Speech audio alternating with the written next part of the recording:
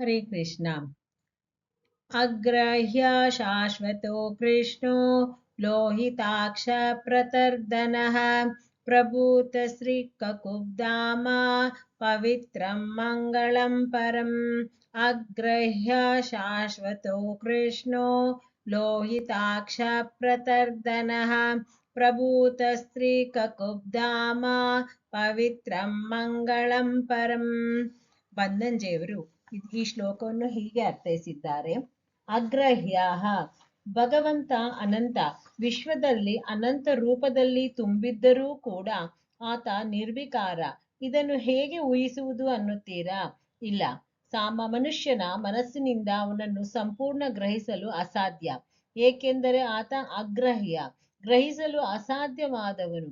ಇಷ್ಟೇ ಅಲ್ಲ, ಅವನು ಅಹ್ಯ, ಅಂದರೆ ಎಲ್ಲಕ್ಕಿಂತ ಮೊದಲು ಇದ್ದವನು ಮತ್ತು ಎಲ್ಲಕ್ಕಿಂತ ಶ್ರೇಷ್ಠನಾದವನು.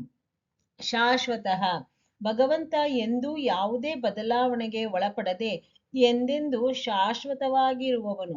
ಆದ್ದರಿಂದ ಅವನು ಶಾಶ್ವತಃ. ಕೃಷ್ಣ, ಮೇಲ್ನೋಟಕ್ಕೆ ಕೃಷ್ಣ ಎನ್ನುವುದು ವಸುದೇವ ದೇವಕಿಯರಲ್ಲಿ ಅವತರಿಸಿದ ಭಗವಂತನ ಹೆಸರು. ಆದರೆ ಕೃಷ್ಣ ಎನ್ನುವುದು ಭಗವಂತನ ಮೂಲ ರೂಪದ ಹೆಸರೂ ಹೌದು. ಗರ್ಗಾಚಾರ್ಯರು ಮಗುವಿನ ಹೆಸರಿಡುವಾಗ ತಾಯಿ ಯಶೋದೆಯಲ್ಲಿ ಹೀಗೆ ಹೇಳುತ್ತಾರೆ: ಈ ಮಗುವಿಗೆ ನಾನು ಹೆಸರಿಡುತ್ತಿಲ್ಲ. ಈ ಜಗತ್ತಿನಲ್ಲಿ ಇರುವ ಎಲ್ಲಾ ಹೆಸರು ಇವನದೇ. ಇವನಿಗೆ ಇರುವ ಹೆಸರನ್ನೇ ನಿಮಗೆ ನೆನಪಿಸುತ್ತಿದ್ದೇನೆ. ಈತ ಶ್ಯಾಮ, ಸುಂದರ, ವಾಸುದೇವ, ಶ್ರೀಕೃಷ್ಣ ಎಂದು ಹೇಳಿ ನಾಮಕರಣ ಮಾಡುತ್ತಾರೆ. ಚತುರ್ವಂಶ ಮೂರ್ತಿಗಳಲ್ಲಿ 24 ರೂಪವೂ ಕೃಷ್ಣ. ಧರ್ಮ ದೇವತೆಯಲ್ಲಿ ಹುಟ್ಟಿದ ಒಂದು ರೂಪ ಕೃಷ್ಣ. ನರ, ನಾರಾಯಣ, ಹರಿ, ಕೃಷ್ಣ. ಭಗವಂತನ ಸಹಸ್ರರೂಪಗಳಲ್ಲಿ ಕೃಷ್ಣ ರೂಪ ಕೂಡ ಒಂದು. ಮೂಲತಃ ಕೃಷ್ಣ ಎಂದರೆ ಕಪ್ಪು, ನೀಲಮೇಘ ಶ್ಯಾಮ, ನೀಲ ಅಂದದ ಪ್ರತೀಕ ಕೂಡ ಹೌದು. ಹಾಗಾಗಿ ಅತ್ಯಂತ ಸೌಂದರ್ಯವತಿಯಾಗಿದ್ದ ದ್ರೌಪದಿಯನ್ನು ಕೃಷ್ಣೇ ಎಂದು ಕರೆಯುತ್ತಿದ್ದರು. ದ್ರೋಣಾಚಾರ್ಯರು ಬಿಳಿಗಡ್ಡದ ಶ್ವೇತ ವಸ್ತ್ರಧಾರಿಯಾಗಿದ್ದ ಕಪ್ಪಗಿನ ಆಕರ್ಷಕ ವ್ಯಕ್ತಿ. ಇಲ್ಲಿ ಕಪ್ಪು ಜ್ಞಾನದ ಸಂಕೇತ. ಅತಿ ಕೋಪ ಬಂದಾಗ ನಾವು ಕೆಂಪಾಗಿ ಕಾಣುತ್ತೇವೆ. ಅದೇ ರೀತಿ ಸಂಪೂರ್ಣ ಜ್ಞಾನಿ ನೀಲವಾಗಿ ಕಾಣುತ್ತಾನೆ. ಆದ್ದರಿಂದ ಪರಿಪೂರ್ಣ ಜ್ಞಾನಿ, ಸೌಂದರ್ಯ ಮೂರ್ತಿ ಭಗವಂತ ತನ್ನ ಅವತಾರದಲ್ಲಿ ಕಾಣಿಸಿದ್ದು ನೀಲಮೇಘ ಶ್ಯಾಮನಾಗಿ. ಇದೇ ರೀತಿಯಲ್ಲಿ ಇನ್ನು ಹಲವು ರೂಪದಲ್ಲಿ ಕೃಷ್ಣ ಎನ್ನುವ ನಾಮದ ಅರ್ಥವನ್ನು ಹುಡುಕಬಹುದು. ಕೃಷ್ಣ ಹುಟ್ಟುವ ಮೊದಲು ದೇವಕಿಯ ಗರ್ಭದಲ್ಲಿ ಸಂಕರ್ಷಣ ಬಲರಾಮ ಇದ್ದ. ಸಂಕರ್ಷಣನ್ನು ಸಂಕರ್ಷಿಸಿ ಅನಂತರ ದೇವಕಿಯ ಅಷ್ಟಮ ಗರ್ಭದಲ್ಲಿ ಹುಟ್ಟಿದ ಕಾರಣಕ್ಕೆ ಆತನನ್ನು ಕೃಷ್ಣ ಎನ್ನುತ್ತಾರೆ. ಆತ ಹುಟ್ಟಿದ ಮೇಲೆ ಮಾಡಿದ ಪ್ರತಿಯೊಂದು ಕೆಲಸವೂ ಕರ್ಷಣವೇ. ಪೂತನಿ, ಶಕಟಾಸುರ, ಕೇಶಿ, ಕಂಸ ಹೀಗೆ ದುಷ್ಟಶಕ್ತಿಗಳನ್ನೆಲ್ಲವನ್ನೂ ಕರ್ಷಣ ಮಾಡಿದ ಕೃಷ್ಣ. ಹಾಗೆ ಜ್ಞಾನಮೂರ್ತಿಯಾದ ಆತ ಹಕ್ಕಿಗಳು, ಹಸುಗಳು, ಗೋಪಾಲಕರು, ಗೋಪಿಕೆಯರು ಹಾಗೂ ಯಮುನಾ ನದಿಯನ್ನೂ ಕೂಡ ತನ್ನ ಸೌಂದರ್ಯದಿಂದ ಆಕರ್ಷಿಸಿ ಉತ್ಕರ್ಷಣೆ ಮಾಡಿದವ. ಆದ್ದರಿಂದ ಆತ ಕೃಷ್ಣ. ಅರ್ಜುನನ ರಥದಲ್ಲಿ ನಿಂತು 18 ಅಕ್ಷೋಹಿಣಿ ಸೈನ್ಯವನ್ನು ಕರ್ಷಣೆ ಮಾಡಿದ ಭಗವಂತ ಕೃಷ್ಣ. ಹೀಗೆ ಅಸುರರನ್ನು ನಿಗ್ರಹಿಸಿ ಭೂಭಾರವನ್ನು ಕರ್ಷಣೆ ಮಾಡಿದ ಸಜ್ಜನರ ಹಾಗೂ ಧರ್ಮದ ಉದ್ಧಾರಕ್ಕಾಗಿ ಅವತರಿಸಿದ ಭಗವಂತ ಕೃಷ್ಣ. ಇನ್ನು ಕೃಷ್ಣ ಪದವನ್ನು ಒಡೆದು ನೋಡಿದರೆ ಕೃಷಿ ಪ್ಲಸ್ ನ ಈಕ್ವಲ್ಸ್ ಕೃಷ್ಣ. ಕೃಷಿ ಎಂದರೆ ಭೂಮಿ, ನ ಅಂದರೆ ಬಲ ಅಥವಾ ಆನಂದ. ಆದ್ದರಿಂದ ಕೃಷ್ಣ ಎಂದರೆ ಧರ್ಮವನ್ನು ಬಲಪಡಿಸಲು ಭೂಮಿಯಲ್ಲಿ ಅವತರಿಸಿದ ಆನಂದ ಸ್ವರೂಪ ಭಗವಂತ. ಲೋಹಿತಾಕ್ಷ, ಲೋಕ ಪ್ಲಸ್ ಹಿತ ಪ್ಲಸ್ ಅಕ್ಷ ಅಂದರೆ ಲೋಕದ ಹಿತಕ್ಕಾಗಿ ಭಕ್ತರ ಮನೋಭಿಲಾಷೆ ಪೂರ್ತಿಗಾಗಿ ತಾವರೆಯಂತಹ ಅರಳು ಕಣ್ಣು ಉಳ್ಳವನು ಎಂದರ್ಥ.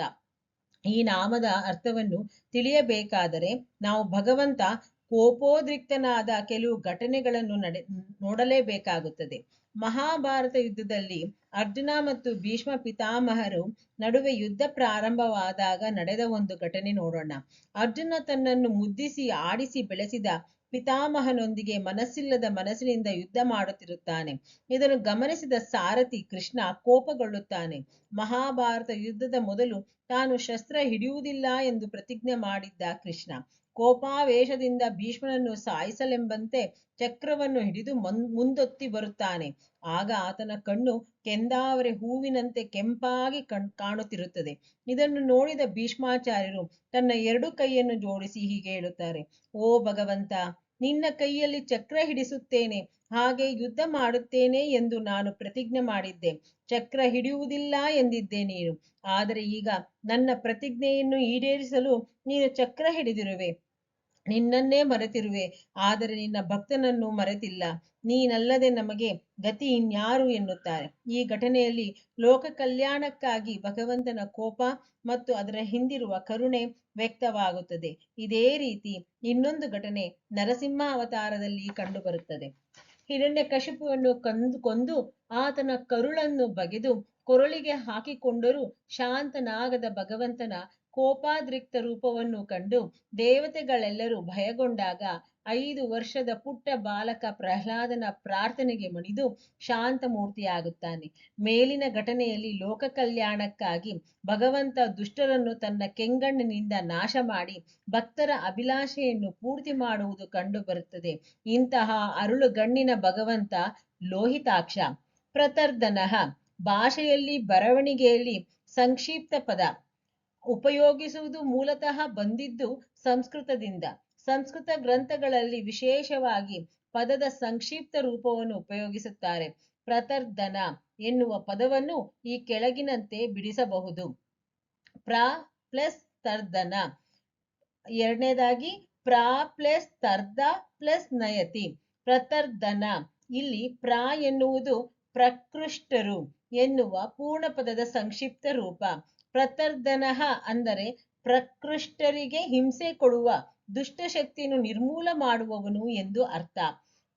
ಪ್ರ ಪ್ಲಸ್ ತರ್ಧ ಪ್ಲಸ್ ನಯತಿಯಲ್ಲಿ ಪ್ರ ಎನ್ನುವುದು ಪ್ರಹ್ಲಾದ ಎನ್ನುವ ಪೂರ್ಣ ಪದದ ಸಂಕ್ಷಿಪ್ತ ರೂಪ. ತರ್ಧ ಎಂದರೆ ಹಿಂಸೆ, ನಯತಿ ಎಂದರೆ ಹೋಗಲಾಡಿಸಿದವನು. ಆದ್ದರಿಂದ ಪ್ರತರ್ಧನ ಎಂದರೆ ಪ್ರಹ್ಲಾದನಿಗೆ ಹಿಂಸೆ ಕೊಟ್ಟಂತಹ ಹಿರಣ್ಯಕಶಿಪುವನ್ನು ಮರ್ದಿಸಿ ಆತನ ಕಷ್ಟವನ್ನು ಪರಿಹರಿಸಿ ಲೋಕವನ್ನು ಹಿಂಸೆಯಿಂದ ಪಾರು ಮಾಡಿದವನು ಎಂದು ಅರ್ಥ.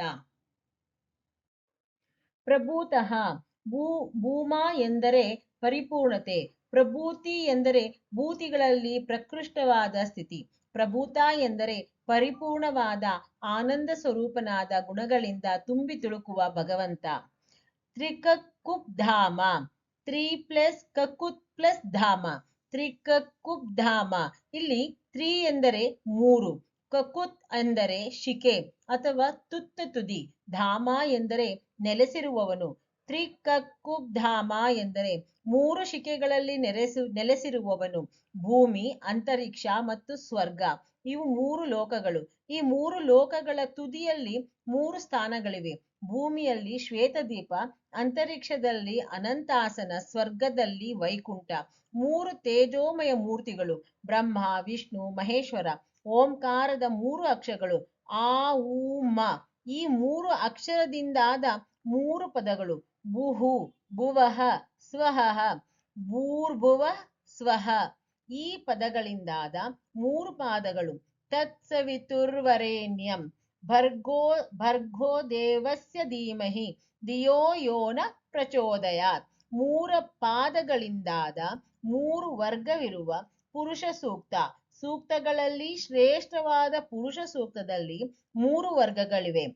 1 ರಿಂದ 5 ಮೊದಲ ವರ್ಗ, 6 ರಿಂದ 10 ಎರಡನೇ ವರ್ಗ, 11 ರಿಂದ 16 ಮೂರನೇ ವರ್ಗ. ಸೂಕ್ತಗಳಿಂದಾದ ಅತ್ಯಂತ ಶ್ರೇಷ್ಠವಾದ 3 ವೇದಗಳು ಋಗ್ವೇದ, ಯಜುರ್ವೇದ ಮತ್ತು ಸಾಮವೇದ. ಹೀಗೆ ಎಲ್ಲವೂ ಶಿಖೆಗಳು.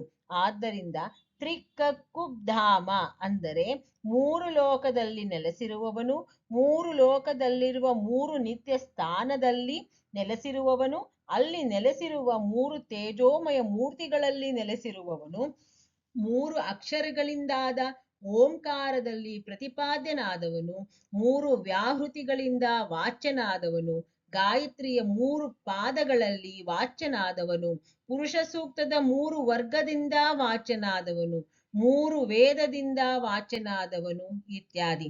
ಒಟ್ಟಿನಲ್ಲಿ ತ್ರಿಕಕ್ಕುಬ್ಧಾಮ ಎಂದರೆ ಮೂರು ಲೋಕದಲ್ಲಿ ತ್ರಿಮೂರ್ತಿ ರೂಪನಾಗಿ ಸಮಸ್ತ ಶಬ್ದ ಭಂಡಾರ ಮತ್ತು ಸಮಸ್ತ ಶಾಸ್ತ್ರದಿಂದ ವಾಚ್ಯನಾದ ಭಗವಂತ.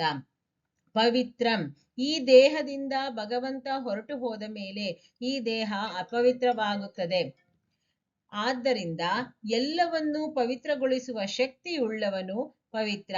ಆದರೆ ಈ ಭೌತಿಕ ಶರೀರ ಸಂಪೂರ್ಣ ಪವಿತ್ರವಲ್ಲ. ದೇಹ ಕೆಸರಿನ ಅರಳಿದ ಕೆಸರಿನಲ್ಲಿ ಅರಳಿದ ತಾವರೆಯಂತೆ ಈ ದೇಹ. ಈ ದೇಹದಲ್ಲಿರುವ ಕೆಸರು ಅನೇಕ ನಿಜವಾದ ಪಾವಿತ್ರ್ಯತೆ ಸಿಗುವುದು ಈ ದೇಹದಿಂದ ಹೊರಟು ಹೋದ ಮೇಲೆ. ಶಾಶ್ವತವಾದ ಪಾವಿತ್ರ್ಯ ಮೋಕ್ಷದಲ್ಲಿ ಇಂತಹ ಪವಿತ್ರವಾದ ಮೋಕ್ಷವನ್ನು ಕರುಣಿಸುವ ಭಗವಂತ ಪವಿತ್ರಂ. ಮಂಗಲಂ ಪರಂ, ಮಂಗಲಂ ಅಂದರೆ ಕಲ್ಯಾಣ.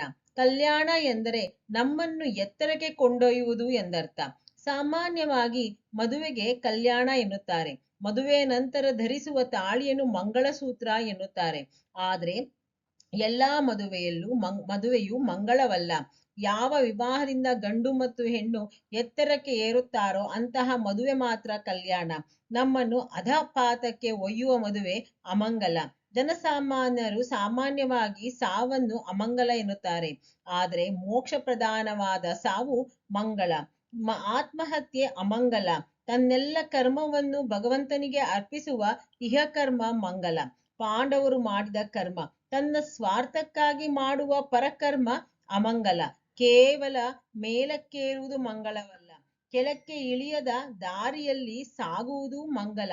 ಅದೇ ಮೋಕ್ಷ. ಭಗವಂತ ಮಂಗಳ ಮತ್ತು ನಮ್ಮನ್ನು ಮಂಗಳದತ್ತ ನಡೆಸುವವನು. ಆದ್ದರಿಂದ ಆತ ಮಂಗಳಂ ಪರಂ. ಸರ್ವಂ ಕೃಷ್ಣಾರ್ಪಣಮಸ್ತು. ಬನ್ನಿ ಶ್ಲೋಕವನ್ನ ಕಲಿಯೋಣ. ಅಗ್ರಾಹ್ಯ ಶಾಶ್ವತೋ ಕೃಷ್ಣೋ ಲೋಹಿತಾಕ್ಷ ಪ್ರತರ್ದನಃ ಪ್ರಭೂತ ಶ್ರೀಕಕುಬ್ಧಾಮ ಪವಿತ್ರಂ ಮಂಗಳಂ ಪರಂ. ಅಗ್ರಾಹ್ಯ ಶಾಶ್ವತೋ ಕೃಷ್ಣೋ ಲೋಹಿತಾಕ್ಷ ಪ್ರತರ್ದನಃ ಪ್ರಭೂತ ಶ್ರೀಕಕುಬ್ಧಾಮ ಪವಿತ್ರಂ ಮಂಗಳಂ ಪರಂ. ಅಗ್ರಾಹ್ಯ ಶಾಶ್ವತೋ ಕೃಷ್ಣೋ ಲೋಹಿತಾಕ್ಷ ಪ್ರತರ್ದನಃ ಪ್ರಭೂತ ಶ್ರೀಕಕುಬ್ಧಾಮ ಪವಿತ್ರಂ ಮಂಗಳಂ ಪರಂ. ಸರ್ವಂ ಕೃಷ್ಣಾರ್ಪಣಮಸ್ತು.